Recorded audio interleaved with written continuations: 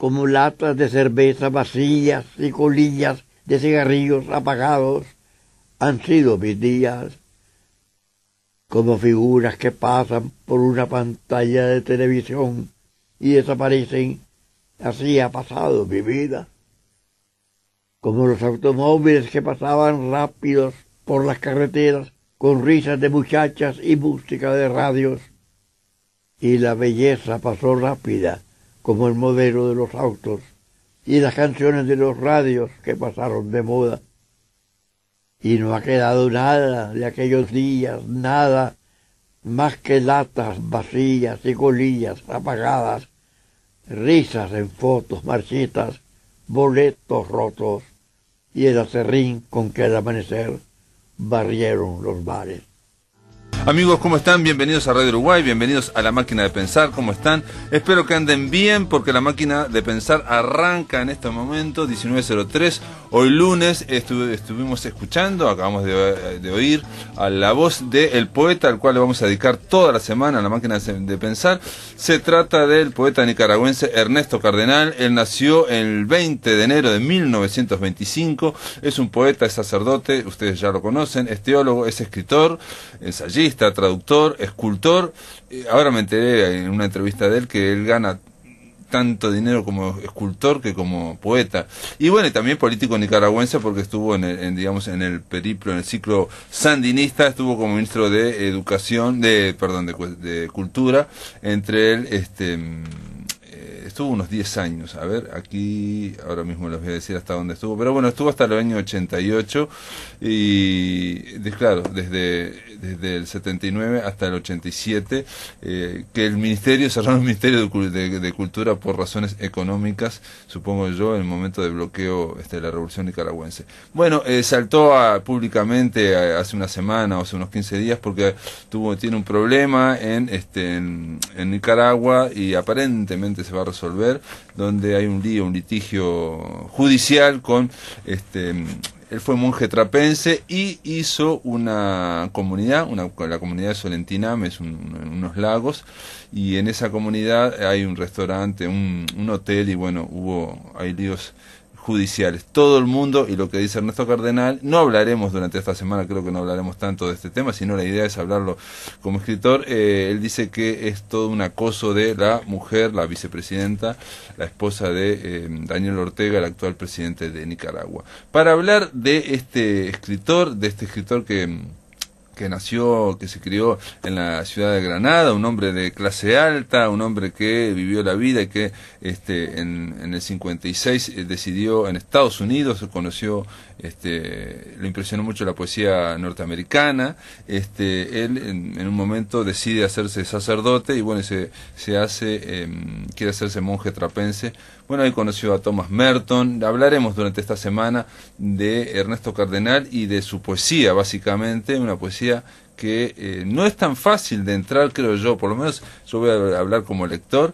La primera vez que lo leí dije, pero esto no parece poesía prácticamente. Pero bueno, vamos a hablar de Ernesto Cardenal y para arrancar esta semana, para presentar al poeta, vamos a darle la bienvenida a otro poeta, otro escritor, narrador, ustedes ya lo conocen, Roberto Aprato. ¿Estás ahí? Sí, estoy acá, sí. ¿Cómo andás? Bienvenido a la máquina. Muy bien. ¿Andás mejor que Peñarol? Más o menos, empatado. Bien. Empatado, bueno, entonces empatado por la pata. Extraordinario, bueno. Roberto Aprato, ustedes ya lo conocen, tuvo su columna íntima de poesía hace unos años, donde él iba develando su Dream Team, su equipo soñado de poetas. Creo que hablaste de unos 10 poetas o 9 poetas, entre ellos me acuerdo que hablaste de Ernesto Cardenal. Lo elegiste. Sí, claro, no, fueron más de 10. Iba acá una vez cada 2 semanas todo el año. Sí, Cardenal entró, por supuesto, porque es uno de los tipos que yo considero modelo de escritura poética latinoamericana, ¿no? Y sin duda. ¿Por qué, digamos, me acuerdo de otro poeta, era Nicanor Parra también, ¿no? Que mencionaste en su momento. Sí, no, Nicanor Parra también, pero digamos, más que él.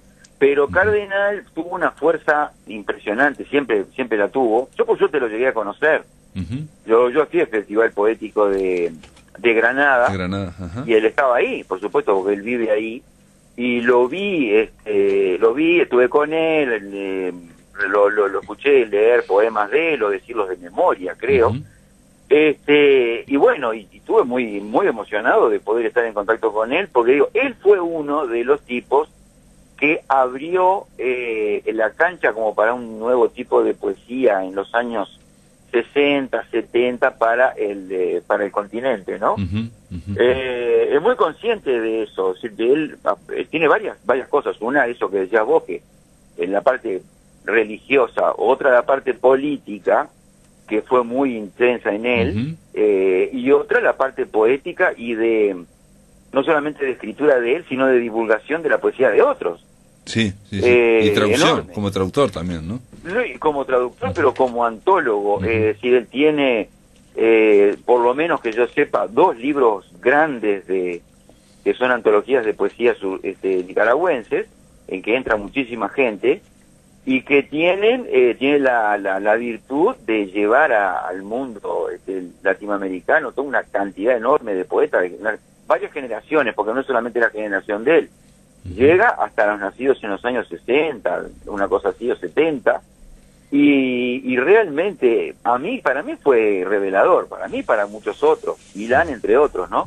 Revelador de un tipo de poesía que él llamó, le puso un nombre, él y otro más que se llamaba Coronel Urtecho, un tipo de poesía exteriorista.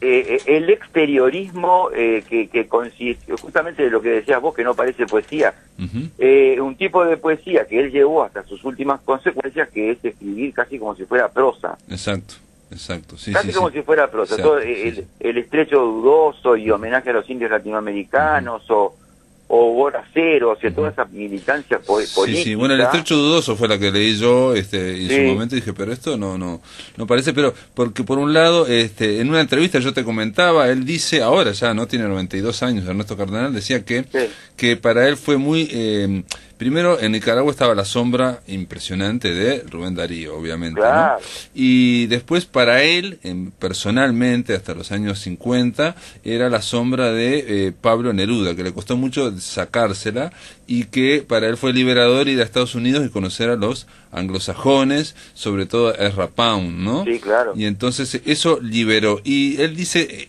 esto nada más, que cuando volvió a Nicaragua, bueno, cuando logró, triunfó la revolución nicaragüense, fue ministro de Cultura, él hizo una serie de, habla de, como un movimiento de talleres literarios en Nicaragua, fueron como 2.000 o 3.000 talleristas, para sacar la idea de que la poesía, decía, es rima, es medida o es ritmo. Eso me llamó la atención. La poesía puede no ser nada de eso y puede seguir siendo poesía. El pueblo estaba acostumbrado a que la poesía eran las coplas, ¿no? La rima, la medida y el ritmo, y la poesía es más amplia que eso. Bueno, el ritmo tiene igual, ¿no? Por más que él no quiera que tenga ritmo poético, tiene, porque tiene el ritmo del habla. Tiene claro. otro ritmo, no el ritmo poético común y corriente, Exacto. No tiene el ritmo del Rubén Darío tradicional o de toda la poesía de la generación anterior a la de él, pero tiene un ritmo poderosísimo. Es lo que el Cántico Cósmico, que es esa gran obra de los años 80, 80 y pico, 87, 88, que es un gran libro, que es una especie de gran evangelio, ¿no? O de evangelio o de libro de la evolución de la especie. Sí, o de las galaxias, ¿no? O sea, comienza con, claro. Menciona todo eso, y aparte dice que es un solo poema de unas 600 páginas, dice. Si me dejas leer un fragmento nada más, para que veamos, para que los que nos están escuchando, porque no todo el mundo ha leído a Ernesto Cardenal, aunque todo el mundo lo conoce, para ver de qué estamos hablando en torno a lo que es la medida, la rima o el ritmo que decís vos, que yo creo que lo tiene también. Voy a leer solamente un fragmento. Dice: los elementos encontrados en los meteoritos, Museo Geológico de South Kensington, venidos de estrellas lejanas, son los de nuestro planeta.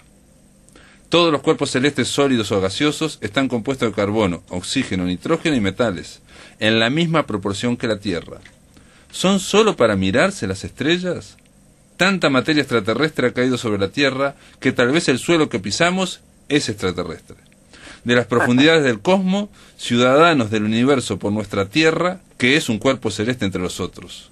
y la conciencia en incontables puntos del universo. Y ahí dice 1 trillón de estrellas, no sé, hay un número enorme de estrellas, o 1 billón, en el universo explorable. Fiesta de fuegos artificiales, tal vez 1 millón de sistemas planetarios.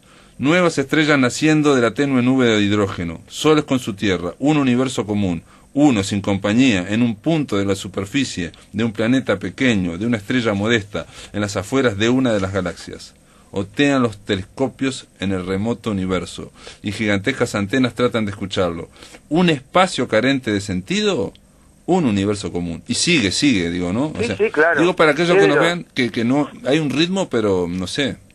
Ese poema, vos sabés que, claro, yo lo tengo, el Cántico Cósmico, lo compré en Nicaragua, pero aparte de eso había salido en Brecha, que yo lo tengo, un recorte de Brecha del año 87, en que salió a partir de un artículo que había escrito Eduardo Galeano sobre religión y política. No me acuerdo a través de quién Cardenal mandó un adelanto de Cántico Cósmico y salió publicado en Brecha hace 30 años ahora, más o menos. Sí. Y realmente a mí me sorprendió por la fuerza en que se juntaba con ese exteriorismo, ¿no? De hablar de las cosas en términos no poéticos, ¿no? Como de registro, como de decir esto y lo otro y decirle nombres a todo, le pone el nombre a las calles, a los planetas, a los caciques, a los lugares, a los continentes. Bueno, seguir, el exteriorismo es como una especie de realismo poético, ¿no? Sí. Y que él dice, en algún momento dice que en realidad sale de otra línea de la poesía de Darío, que no es la de las prosas profanas, ni canto de vida y esperanza, sino un poema que se llama Epístola a la señora de Lugones. Es un poema casi de la época de la muerte de Darío, 1914-15, en que cambia absolutamente el paso y escribe una especie de poesía coloquial que era rarísima en Latinoamérica en ese momento. Eso es Rubén Darío en su momento, digamos. Sí, al final de su vida. Después de haber escrito todo lo que escribió, después de haber dicho todo lo que dijo, escribió eso, Epístola a la señora de Lugones, que es una obra maestra que, según Cardenal, abrió el camino para otra línea de la poesía nicaragüense. Y es muy, aparte de eso, por supuesto que Cardenal es conocido por otras cosas, ¿no? Por los epigramas, por ejemplo. Sí, bueno, el epigrama, aquel que dice, al perderte yo a ti, tú y yo hemos perdido, yo porque tú eras lo que yo más amaba y tú porque yo era el que te amaba más, pero nosotros dos tú pierdes más que yo, porque yo podré amar a otras como te amaba a ti, pero a ti nadie te amará como te amaba yo. Muchachas que algún día leáis emocionadas estos versos y soñéis con un poeta, sabed que yo los hice para una como vosotras y que fue en vano. Ahí es una poesía más, digamos, convencional de verso libre, ¿no? Sí, es convencional, es un tipo de poema sacado de la tradición, pues la poesía latina, por eso es el epigrama, mucha cosa de Catulo, pero él lo convierte en una poesía amorosa, además es poesía de antes de hacerse cura, por supuesto, ¿no? Ah, es poesía, claro, es poesía de antes de hacerse cura. Sí. Y esa Claudia aparentemente existió, y bueno, hay una cantidad de referencias reales a mujeres Claudia, reales. sí, hay una Claudia que funciona. Sí. Y bueno, eso es lo que lo hizo conocido, lo que lo sigue haciendo conocido. Estamos en un momento en el cual Cardenal se está haciendo conocido por otras cosas, pero la poesía es suficientemente amplia e importante como para conocerlo también por ahí, ¿no? Una pregunta así, pero capaz que es muy general, pero la estaba pensando. En el fin del siglo XIX, en los simbolistas, los franceses, con una serie de movimientos, se da que la poesía empieza a irse hacia la prosa poética, en fin, se empieza a decir, esto no es poesía, esto es prosa, en fin, toda esa discusión ahí, y eso obviamente sigue hasta el siglo XX, y yo pensaba si la imagen increíble de Rubén Darío, la obra extraordinaria que tiene Rubén Darío a nivel occidental, ¿no? Ya no de Nicaragua, no hizo que también este hombre, Ernesto Cardenal, fuera, extremara, digamos, ese paso de lo que es el verso al verso libre y después a esto que es exteriorismo. Claro, sí. Sí, pero el movimiento hacia la prosa o hacia la poesía, lo que se llama la poesía coloquial, que es una introducción de un uruguayo, en realidad, un uruguayo sacudió los cimientos de la poesía universal, que fue Laforgue, ¿no? decir, Laforgue fue el que introdujo en la poesía francesa, Ujú. bien metido todavía en el siglo XIX, una línea de la poesía que es justamente la poesía coloquial, de hablar, de escribir como se habla. Conversacional también se dice, ¿no? Sí. Claro, claro. Poesía coloquial, o sea, de ahí salió y Pound y Eliot aprendieron de él y todo. Y probablemente la epístola de la señora de Lugones salga del conocimiento de Laforgue. Claro. Y de algunas cosas más que había hecho Tristán de Corbière, no sé, pero digo, lo fundamental es que durante mucho tiempo igual la epístola de la señora de Lugones no se conoció mucho y siguió toda una tradición de poesía con como decía él, ¿no? Con verso, con rima, con todo. Y a partir de Cardenal y el exteriorismo se abrió y se convirtió en una poesía que además podés trastabillar un poco en cuanto a considerar si eso es poesía o no, pero lo que nunca podés dudar es que se entiende todo. Sí, sí, Es una sí, poesía sí. que se entiende todo, no tiene nada de simbolismo, no tiene nada Correcto. de nada, de intimista siquiera. Sí, sí, como que es directa, pero a la vez también, yo digo que también es muy concisa también. Si fuera prosa sería, ¿no? Tenía una concepción poética, Sí, ¿no? sí. Sí. Y cada tanto tiene esos como, ¿no? De revelaciones, deslumbrón, Revelaciones, ¿no? Sí, epifanías. cada Sí, sí, epifanías cada tanto, exacto, sí, sí, es verdad. ¿no? Es verdad. Por ejemplo, dice en una muy famosa oración por Marilyn Monroe, Señor, Sí. recibe a esta muchacha conocida en toda la tierra con el nombre de Marilyn Monroe, aunque ese no era su verdadero nombre, pero tú conoces su verdadero nombre, el de la huerfanita violada a los 9 años y la empleadita de tienda que a los 16 se había querido matar, y que ahora se presenta ante ti sin ningún maquillaje, sin su agente de prensa, sin fotógrafos, sin firmar autógrafos, sola como un astronauta frente a la noche espacial. Ella soñó cuando niña que estaba desnuda en una iglesia, según cuenta el Times, ante una multitud prostrada, con las cabezas en el suelo, y tenía que caminar en puntillas para no pisar las cabezas. Tú conoces nuestros sueños mejor que los psiquiatras. Iglesia, casa, cueva, son la seguridad del seno materno, pero también algo más que eso. Digo, arranca así. Es genial, ¿no? Es genial, absolutamente genial. O sea, como a partir de ahí, y probablemente más o menos en la misma época, en Argentina, con Hellman, claro. hay como un movimiento paralelo, que es anterior él, ¿no? Pero digo, Hellman también abrió el juego a una poesía que no parecía poesía, Claro. a una poesía que podía hablar de cualquier cosa con sobre todo el recurso del montaje, ¿no? Sí, que no busca una poesía que no busca, digamos, ser, digamos, una elegancia sonora, no busca una sonoridad. Sí, pero tiene sonoridad a pesar de eso. Pero música, no busca la música, ¿no? No, pero no música en el sentido de rima y Uy, en el sentido, digamos, en el sentido de palabras altas, digamos, por decirlo. No en ese existe sentido más de de eso. elegantes, palabras, ¿no? Templadas, contemple, Sí, ¿no? es Poéticos, ¿no? Uno puede verdad. decir, ¿no? Esa cuestión que, incluso la prosa poética, si uno lo ve hecho, no sé, ahora se me viene Marosa de Sí. Giorgio, tiene una elegancia, ¿no? Una visualidad. Aquí Sí. muchas veces hay, Es verdad eso. acá hay solo información, muchas veces. No solo, hay información y hay estructuración. Y obviamente tiene un ritmo, obviamente, digamos, ¿no? El ritmo, digamos, del pensamiento, y también tiene una música que no es la digamos, no es la elegante, la habitual, digamos, ¿no?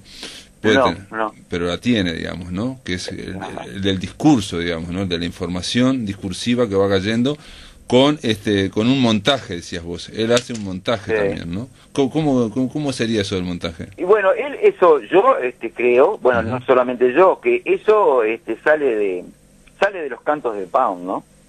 Los cantos de Pound, que él conoció profundamente, además se nota que los conoció, están hechos como una serie de poemas que tienen que ver con la historia de la humanidad, como son cantos que hacen lo que él llamaba una épica sin enredo o épica sin intriga, es decir, mantener una especie de tono para hablar de cosas de la historia, pero sin contar específicamente ninguna historia. Entonces, está contando fragmentos de la usura de los príncipes de Venecia, de esto, de lo otro, de lo que va pasando con los usureros.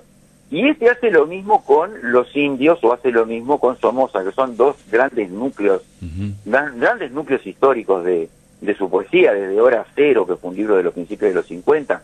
Él va contando cosas que en realidad pertenecen a distintos momentos históricos.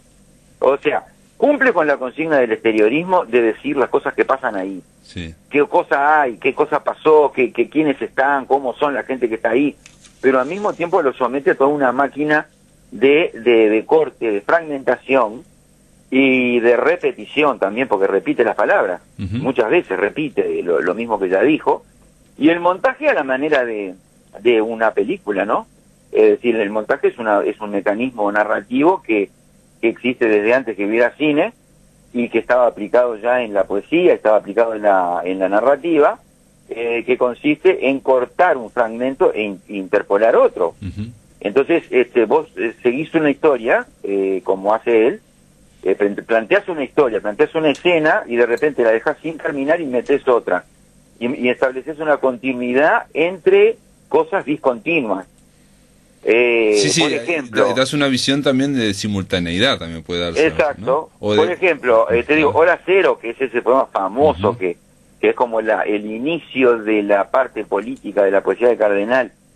Dice: noches tropicales de Centroamérica, con lagunas y volcanes bajo la luna y luces de palacios presidenciales, cuarteles y tristes toques de queda. Muchas veces fumando un cigarrillo, he decidido la muerte de un hombre, dice Ubico, fumando un cigarrillo. En su palacio, como un queque rosado, Ubico está resfriado. Afuera el pueblo fue dispersado con bombas de fósforo. San Salvador bajo la noche y el espionaje con cuchicheos en los hogares y pensiones y gritos en las estaciones de policía. El palacio de Carías apedreado por el pueblo. Una ventana de su despacho ha sido quebrada y la policía ha disparado contra el pueblo. Y Managua, apuntada por las ametralladoras desde el palacio de bizcocho de chocolate y los cascos de acero patrullando las calles. Centinela, ¿qué hora es de la noche? Centinela, ¿qué hora es de la noche? ¿Entendés? Este es el primer poema. Entonces vos tenés una imagen hecha de muchas imágenes que pertenecen a distintas situaciones, pero que van captando un cuadro. Es decir, todos son cortes en la... como si fueran cortes de percepción, como si fueran instantáneas. Claro, como si fueran fotos. Sí. Y entonces a mí me gusta mucho eso que tiene también Hellman, ¿no? De largarse a hablar de algo y al mismo tiempo ir conversando sobre ese algo, es decir, comentando. Al mismo tiempo que comenta y comenta y bueno, y repite lo mismo que dijo para poder explicarlo mejor, como si estuviera dando una clase. Eso es absolutamente nuevo en poesía y sigue siendo raro, Sigue siendo raro y nos pone ante una cuestión también, me imagino yo, aquellos que nos están escuchando, de qué es poesía entonces, ¿me explico? Porque también al desmontar la rima, la medida, el ritmo, digamos, la belleza de las palabras, la musicalidad, vas desmontando y hacerlo conversacional, coloquial y que se va cortando, ¿en qué momento, no? O sea, ¿no? Lleva la poesía a otro lado. Eso de la épica, de estar contando la historia, es sentirse como una especie de, ¿cómo te podría decir? Una especie de locutor de la historia, ¿no? Como que está contando cosas, es como la voz de él que va contando cosas de qué pasó con esto, qué pasó con lo otro, y bueno, y de los cañones de Managua y no sé cuánto, y va contando y va contando y va contando como si fuera un relator no personal, o sea, el yo importa solo como una especie de gestor del montaje y que va metiendo referencias a esto, referencias a Barniel. El estrecho dudoso me parece uno de los puntos en los cuales él hace eso con más genialidad, ¿no? Porque bueno, ahí el personalismo, digamos, o sea, ese yo no es impersonal totalmente, ¿no? Totalmente claro. impersonal, o sea, no es Ernesto Cardenal contando su vida, sino como que si fuera una cámara que va por encima, va mirando todo, ¿no? Uno lee el estrecho dudoso, algún poema aislado por ahí y no puede evitar acordarse de Aguirre y la ira de Dios, ¿no? Es decir, es el recorrido por lugares desde una óptica europea, ¿no? O sea, contado por el conquistador, contado por el español o por el inglés, porque sobre todo hubo ingleses en Nicaragua, ¿no? Sí. Además, o sea, hay una zona entera en que se habla en inglés, en el este. Y bueno, ahí tuvo muchísimos piratas. Pero digo, si vos mirás eso, un poema como, por ejemplo, te hablo un poquito de uno que se llama Raleigh, Sir Walter Raleigh, que es un famoso pirata, famosos, un corsario famoso. Fíjate vos, al este del Perú, hacia el mar, en la línea del equinoccio, sobre un lago blanco, salado, de 200 leguas de largo, está Manoa. Manoa, mansión del sol, espejo de la luna. Manoa que Juan Martín había visto un día cuando le quitaron ante ella la venda al mediodía y anduvo todo ese día hasta la noche por el medio de la ciudad. Y yo sabía de ella desde hacía tiempo por relatos cómo riela de noche en el lago como luna y el resplandor del oro al mediodía. Todo el servicio de su casa, mesa y cocina era de oro, dice Gomara. Y hallaron 52.000 marcos de buena plata y 1.326.500 pesos de oro, dice del Tesoro de Atahualpa en el Cusco, que hallaron 52.000 marcos de buena plata y 1.326.500 pesos de oro, porque dijeron que las piedras que trajimos no eran oro. Y yo conversaba con los caciques en sus casas y daba vino en Trinidad a los españoles para que hablaran, y así sigue. Entonces, tiene otra cosa que también saca de Pound, que es decir eso de 300 y 500 y no sé cuánto, y decir todo en el mismo estilo que los documentos. Claro. O sea, yo no te iba a decir, sintetiza nada. Sí, también hay una cuestión, digo, no sé si no hay, de versículos de la Biblia también, ¿no? Sí, la semana pasada sí. estuvimos hablando con J. Mario Arbeláez y él decía que los versículos en la Biblia son narrativos, pero están hechos en párrafos separados, ¿no? Como si fueran una poesía, digamos, ¿no? Sí, usar la I, ¿no? La copulativa. O sea, usar la conjunción a la manera bíblica, como ir juntando una cosa con otra y con otra y con otra y con otra, como está dando cuenta de una cosa que no termina nunca, ¿no? Que tiene una fuerza muy especial y que nunca se corta, o sea, sigue agregando. Pero que es narrativa, parecía básicamente... Y claro que es narrativa, sí. Estamos de acuerdo. Es narrativa de una manera como muy primitiva, ¿no? Sí. Que mezcla lo religioso, y por eso lo mete en Cántico Cósmico, y además lo histórico, como de decir cosas, permanentemente estar contando y meter, por supuesto, un sesgo político en todo. En todo, en todo. Cardenal, yo te diría que una de las cosas que más no sé si no te lo rescatan, ¿no? que perdona vida, no que lo rescaten, sino que lo hacen valioso, es que es uno de los pocos que ha conseguido hacer una excelente poesía política. Sí, que es muy difícil hacer poesía política sin caer en el panfleto, ¿no? Sí, es muy difícil, sí. Sin caer, digamos, y sin hacer que la poesía o el texto quede al servicio de la idea y no al revés, digamos, ¿no? Y Neruda no lo hizo siempre, o sea, Neruda cayó muchas veces en esa trampa, pero Cardenal no, Cardenal jamás.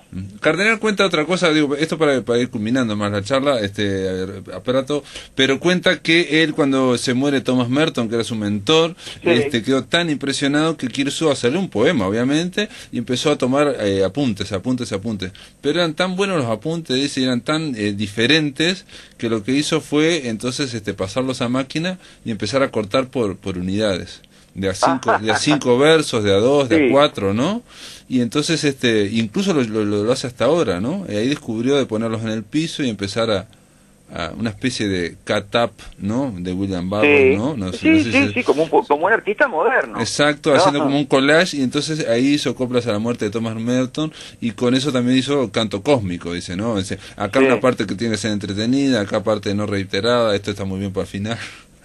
Después, ¿no? Es una cosa que tiene que ver con esto, con la edición que decís vos, pero él lo hacía como no usa computadora, cortando, o como lo hace Woody Allen también, que escribe a máquina, después recorta y pega, ¿no? Así, ¿no? Con papel. Sí. Muy bien, Roberto, bueno. te mando un abrazo. Igualmente, Pablo, muchas gracias. Que te mejores y gracias por ayudarnos a abrir la semana de Ernesto Cardenal, digamos, un poeta que hay mucha cosa para decir, pero bueno, por lo menos están trazadas las líneas generales. Gracias por estar acá. Muchas gracias. Si querés volver a escuchar charlas, entrevistas o columnas, ingresa a piensamáquina.blogspot.com y bienvenido al corazón de las palabras. Amigos, continuamos en la máquina de pensar. Seguimos con la poesía, pero no vamos a hablar de Ernesto Cardenal. Vamos a darle la bienvenida a la poeta y artista visual Alejandra Correa. ¿Cómo andás, Alejandra? Muy bien. Alejandra Correa, yo le decía, sos uruguaya. Bueno, en realidad ella es uruguaya, su familia es uruguaya, pero a los 3 años te fuiste allá a Argentina, ¿no? Sí, es una pregunta muy recurrente, sobre todo en las dos orillas me pasa. Claro. Y yo siempre digo que mi identidad se reúnen en un punto impreciso del Río de la Plata. Correcto, tenés que decir que sos replatense y ya Sí, está. es más Punto. fácil, Sí, porque sí, la sí, verdad sí. es que no renuncio a ninguna de las dos. Claro, sí, sí. No, pero aparte, son identidades o son cosas que no sé si se puede decidir, la persona no sé si se decide específicamente, ¿no? ¿Viste? Porque digo, vos podés decir, yo soy argentino, o estoy en Argentina, obviamente me nutrí, viví todo en Argentina, pero de repente viene algo que se nota, en fin, ¿no? ¿Viste? Que estamos como atravesados. Sí, mi madre es uruguaya, he sido educada por una madre uruguaya. Claro, exacto, sí, exactamente. Así que no, sí, tengo mucho de uruguaya. Y bueno, sos artista visual, sos poeta, te formaste en periodismo también, ¿no? Sí, sí, trabajé muchos años como periodista, 15 años, Ah, mirá. en Clarín, en distintos medios. Siempre prensa escrita. ¿Y esa prensa escrita hacías de todo o hacías cuestiones culturales? Hacía un poco lo que se llama información general, pero trabajé mucho en la revista Viva, que se hacían crónicas de viaje, notas a actores, de todo un poco, la verdad. Bien, Sí, bien, cultura también. Bien. Y ahora estás por acá, estás en un proyecto, bueno, ganaste en su momento en los premios MEC de acá, en Inéditos, ¿no? Me decías Maneras de ver morir un pájaro, Sí, sacó justo en el 2014, que fue cuando yo me di cuenta que me podía presentar porque era uruguaya, entonces me presenté con 2 libros y los 2 sacaron premio. Uno sacó el primer premio inédito en literatura infantil y otro sacó el segundo en poesía inédita. ¿Y cómo se llama el de literatura infantil? Se llama Si tuviera que escribirte. Por ahora se editó solo en España. Se editó en España. Y el otro Maneras de ver morir un pájaro. Sí. Es esa poesía. Sí. Y fue editado allá en Argentina. Sí. Sí. Y también trabajaste en la creación de la audiovideoteca. La audiovideoteca de escritores, que es una página muy interesante de la ciudad de Buenos Aires, ¿no? Estaba muy interesante esa página, ¿no? Sí, hicimos un archivo audiovisual sobre la literatura argentina. Entrevistando a muchísimos escritores, sobre todo las entrevistas giraban en torno al proceso creativo y eran entrevistas muy largas de 3 horas donde recorrían un poco toda su obra. Y eso quedaba en la página. Y también hubo también programas de tele. ebooks para bajarlo, ¿no? Yo me acuerdo, por lo menos vi una antología de escritoras o escritores de cuentos. Eso pero no, ya sé lo que debe ser. Lo que pasa es que era del ministerio, capaz del Ministerio de Cultura. Claro, puede ser, sí. No de la audiovideoteca. La audiovideoteca hizo estas entrevistas que las grabó en video y se hizo con eso un archivo, y aparte recopiló muchísimas voces de escritores históricas que estaban en muchos lugares. 5.000 horas de grabaciones. Impresionante. Sí, qué bueno. 7 años trabajé en ese proyecto. Qué bueno. Y aparte, ahora me estaba acordando, y porque en el gobierno anterior lo que hubo algunos libros, por ejemplo, me dejaron unos libros chiquitos que se editaban con un cuento, por ejemplo, ¿no? O con 3 cuentos de distintos escritores, a veces de uno, y con unas lindas ilustraciones, muy buenas ilustraciones. Y también en esto de ebook, que yo me acuerdo porque bajé uno, se bajaban libremente y se podía bajar en PDF para cualquier computadora, en ebook. Y me acuerdo de Alejandra Sina, porque leí un cuento de Alejandra Sina, me acuerdo claramente. Sí. Y Alejandra, y para presentarte allá en el concurso de Argentina, porque viste que en los concursos argentinos muchas veces dice que tiene que ser argentino, muchas veces. Y que yo soy argentina, porque perfecto. Adquirí la nacionalidad para poder votar y poder quejarme con fundamento. Perfecto, o sea que no tenés problema, te puedes presentar en los dos. Sí. Perfectamente. Y vas a dar una charla o una lectura, un diálogo que se llama Estrategias y Poéticas para evitar el Río de la Plata. Esto va a pasar este jueves 23 a las 18:30 horas en la Sala Idea Vilariño, que está en la Dirección Nacional de Cultura, ahí en San José 1116, esquina Paraguay, ¿no? Sí. Esta charla tiene que ver con el proyecto que vine a desarrollar. ¿Cuál es? Es Estrategias y Poéticas, porque es una llamada a también una convocatoria que se llama Becar Cultura, que interviene, es una cooperación cultural entre Argentina y Uruguay, para presentar proyectos que se pudieran venir a hacer aquí. Entonces yo presenté dije, bueno, tanto tema con el aquí y allá, que voy a presentar un proyecto para indagar cómo es esta relación que tenemos los porteños y los montevideanos con el río.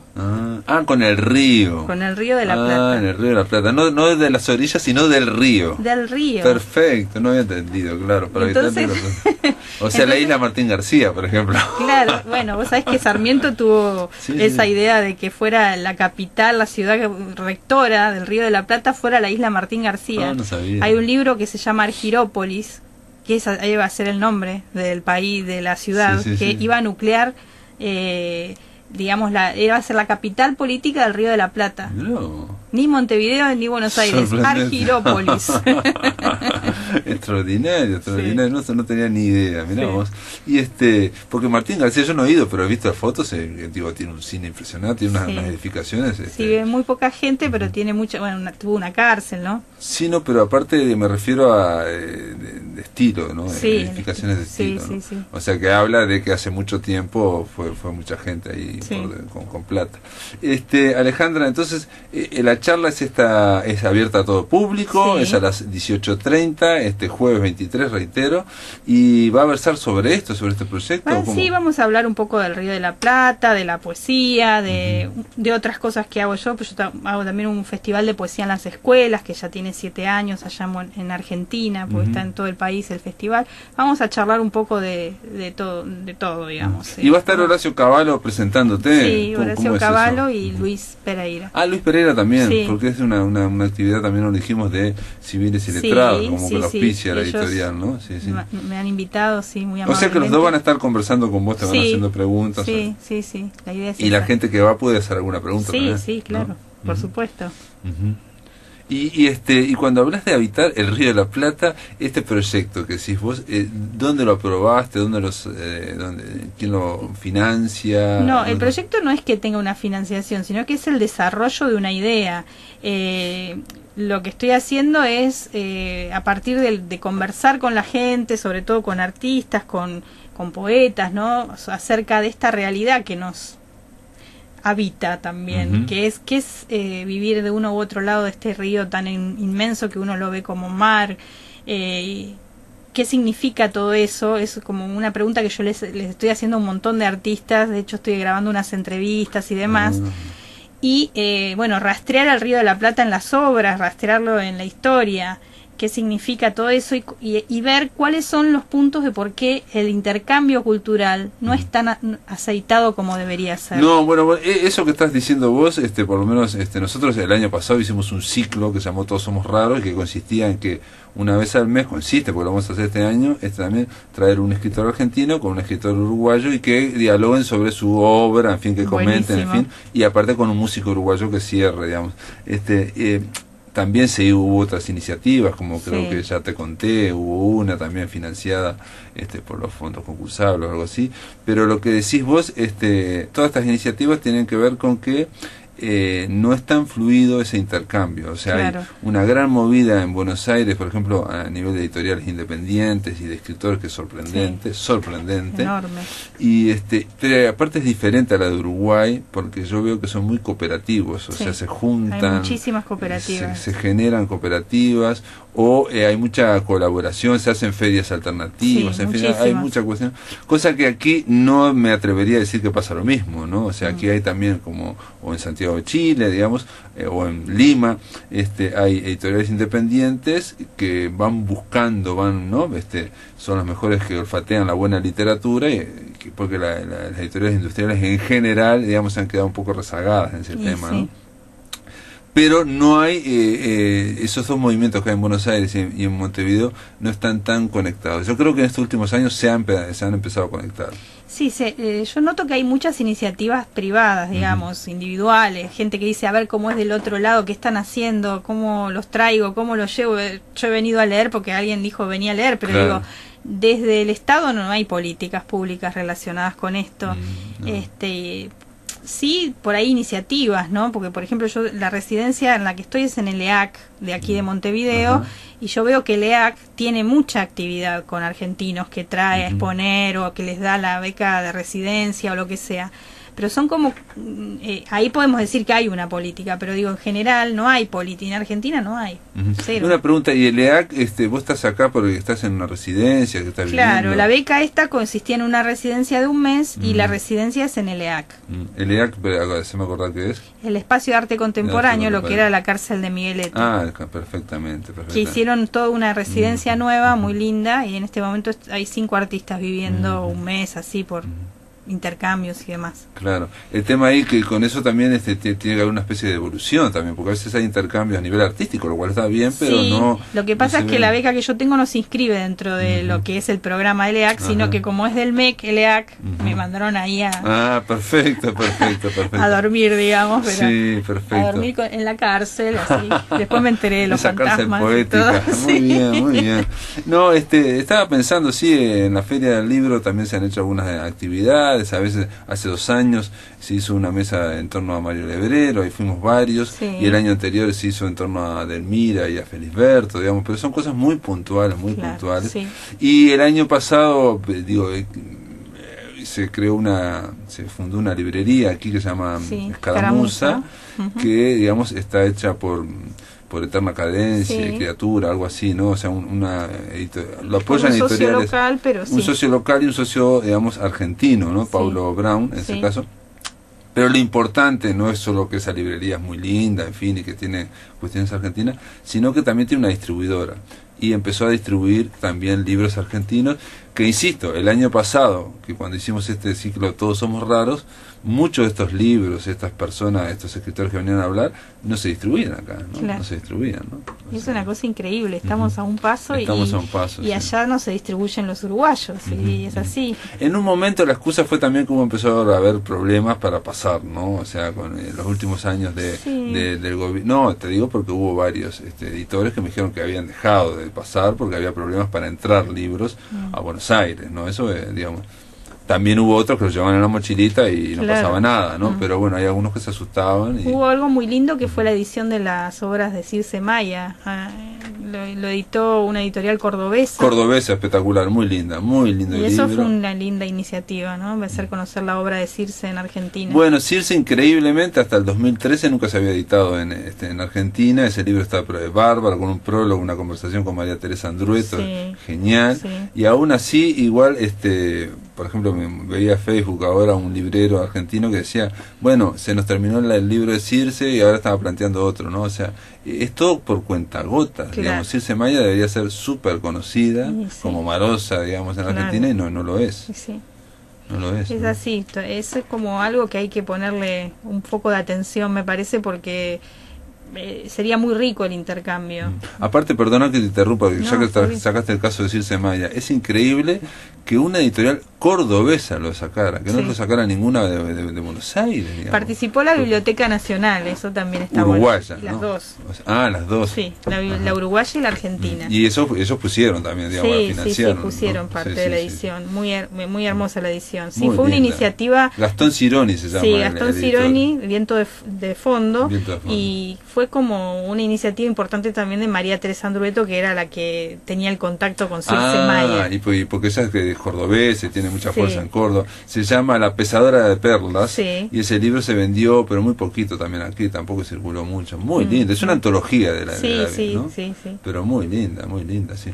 Por ejemplo, yo le recomendó, me he cansado de recomendar, pero también no se distribuye ya, no hay forma. Y sin embargo aquí la edita Rebeca Linke y hay muchos libros de ella. Por ejemplo, sacó hace 2 años uno nuevo, se llama Dualidades, que ganó el Bartolomé Hidalgo, y ahora supongo yo que va a ganar también premios del MEC, ¿no? Y que no se conocen, es increíble, ¿no? Es increíble.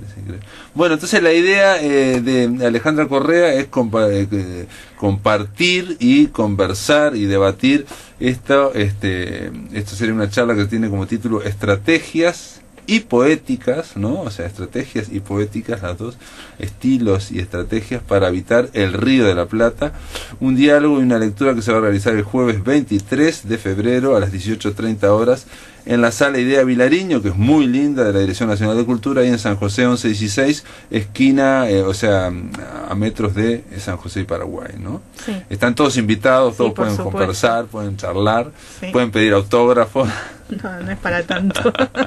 Y bueno, pero la idea tuya es seguir viniendo un poco a Montevideo. Mi idea es ahora, a partir de que vuelva, a proponer y golpear puertas y proponer estrategias para que se hagan cosas, dónde, cómo se podrían hacer, ¿no? Yo soy gestora cultural y bueno, es un poco desde ahí que me gustaría hacer un aporte, de que estos puentes sean más reales. Claro, exacto, sí, vienen, aparte vienen, por ejemplo, con enero o febrero que estamos, vienen miles, decenas de miles de argentinos, pero no hay, los libros, por ejemplo, la poesía no viene, ¿no? Claro. Es una cosa increíble. Es que, sí, para el argentino medio, Uruguay es el patio de juegos, digamos.